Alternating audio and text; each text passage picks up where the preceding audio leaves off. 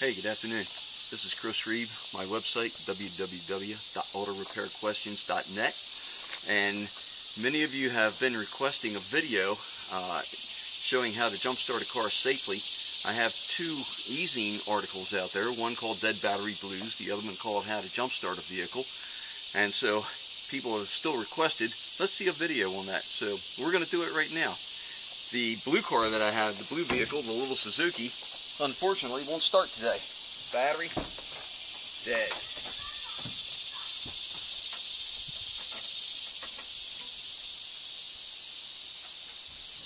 Nothing. So I have a jumpstart vehicle here. I have my Nissan Xterra, which we're going to use. This vehicle does have a good battery in it, and I just drove it up here to use this in the video.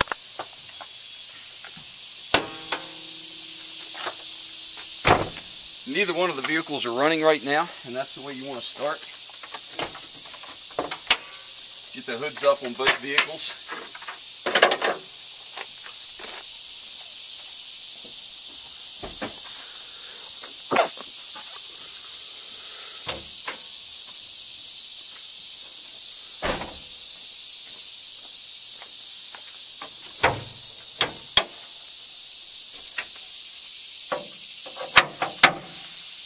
And we're going to begin this by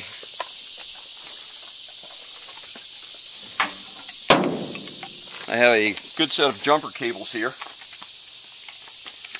First thing we're going to do is prepare the jumper cables. You don't want any of the leads touching. What I generally do is take one of the leads and just clip it to the insulation of the other one. That way I know that the metal parts aren't going to touch. And then starting with the vehicle with the dead battery, I'm going to take the red clamp, which is usually associated with the positive terminal on the battery, and looking at the battery, I can tell that this is the positive terminal, first of all because it's stamped into the battery right here, POS. Secondly, this terminal is larger in diameter than this terminal. So the larger terminal being the positive terminal, that's where I'm going to start.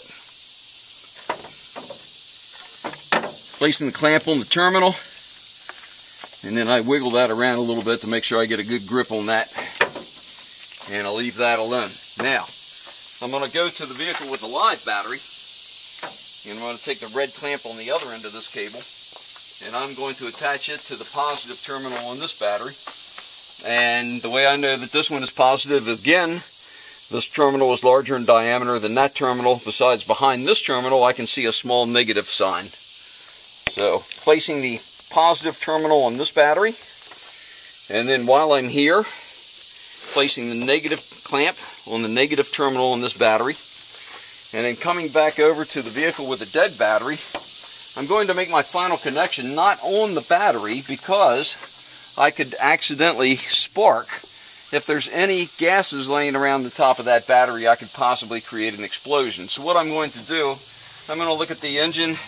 Right here is a lifting hook that we would use if we were going to take this engine out. This is a good ground. This is getting the same current as that negative terminal on that battery. So I'm going to use that for my connection point and put my negative clamp right here. Now I'm going to go ahead and start my vehicle that does have a good battery.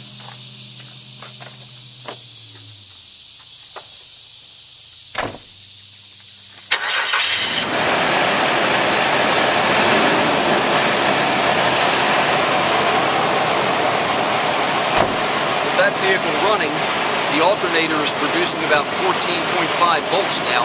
I have plenty of voltage going through the cables that I should be able to start the little blue vehicle.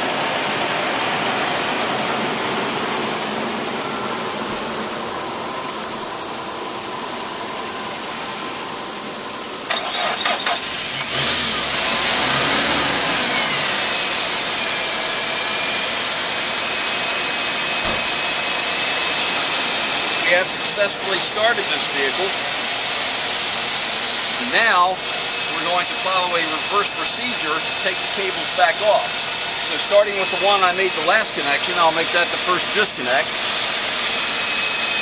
Going back to this vehicle, I take the negative clamp off, positive.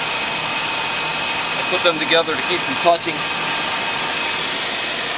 Taking my last clamp off. We have successfully and safely started the vehicle with the dead battery. You can do this. I have a long set of jumper cables, so I have the availability to reach across quite a distance if need be. Also, these cables are a 6-gauge cable, and so they will withstand quite a bit of voltage running across, because generally a starter will take up to 160 to 220 amps to start. So I have plenty of current available from this to get this one going. Now that this one is running, as long as my battery is in good condition, which I believe it is, within 20 minutes of running, the alternator on this vehicle will have charged this battery sufficiently that I shouldn't have to do that again. Thank you for watching. Again, you can see more on www.autorepairquestions.net, and you can also see my articles on e-zine articles, dead battery blues, and jumpstart a battery. Thank you very much for watching.